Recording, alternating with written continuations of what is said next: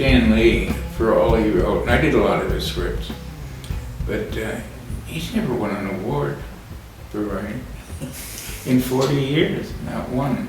But you see, here's a guy that comes in at 7 o'clock every morning and doesn't leave until 9 at night.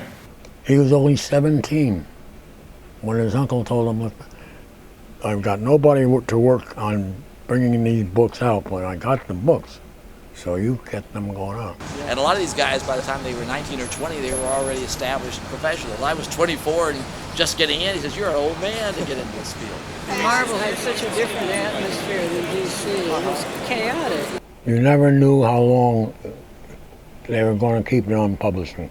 But then in like 1965 or so, my friends started saying, you have to see these Marvel comics. They're amazing. They're not like the comics you read as a kid.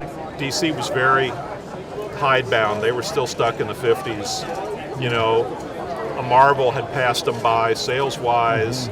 Marvel, again, in those days published so many books that you would start in on like the Westerns and the romance, the non-superhero stuff, so that if you screwed up, it wasn't all that visible. I had kind of a genius in Stan Lee and his choice of who wrote the stories, because he would get the excitement in it.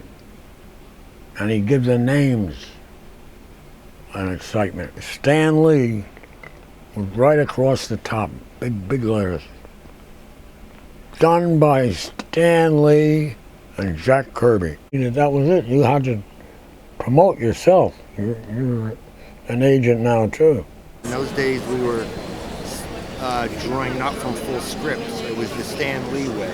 But the important thing that Stan did in terms of comics, which was truly, in my opinion, his genius, was the fact that he saw, though he was a writer himself, he saw the artist as the one who visualizes the story, not the writer. So even when I was doing story conferences with Stan, I was just coming away with verbal ideas that we would discuss, and with he doing most of the talking, obviously. This was my first real chance to write fiction, and you know, Stan liked what I wrote, so whatever Stan got tired of writing, he would just give it to me, and you write this now. I said, okay. And then eventually Daredevil. So I became the second writer of, because that's not quite as important as being the first writer, but I was happy with it. Well, I pretty much sold Stan Lee and Marvel Comics in 28 books. Stan is a really great guy, my mentor. I love him very much. But he's a good genius. Genius. Stan Lee, what are you going to do?